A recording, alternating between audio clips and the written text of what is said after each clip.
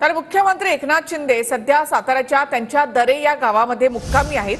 त्यांनी शेत शिवारामध्ये फेरफटका मारलेला आहे। परदेशी कशाला जायचं, गड्या आपला गाव बरा, असं मुख्यमंत्र्यांनी यावेळी म्हटलेलं आहे।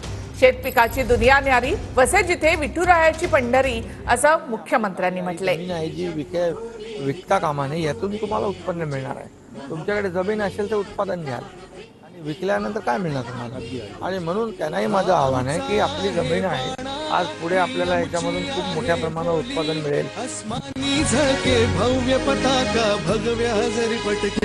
राज्याचे मुख्यमंत्री आहात तुम्ही, शेतामध्ये जा आपल्या, तुम्हाला कोण थांबवलेलं आहे।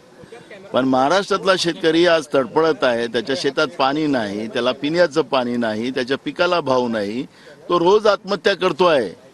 त्याची काळजी करायचं ना, मुख्यमंत्र्याची जबाबदारी ती आहे। त्यांच्या शेतात जायला कोणाला विरोध नाही, तुम्ही 3 दिवसाच्या सुट्टीवर आहात आणि असं ट्विट करून चालणार नाही। वास्तविक मैदानात उतरून काम करायची वेळ आहे।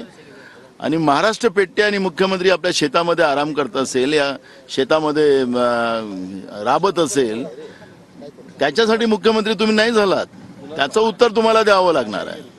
मुख्यमंत्र्यांना आपल्या मातीची ओढ आहे, तर काही लोकांना जरा वेळ मिळाला की साता समुद्र पार जायची सवय आहे। त्यामुळे ज्याची त्याला सवय लकलाभ होऊ द्यात।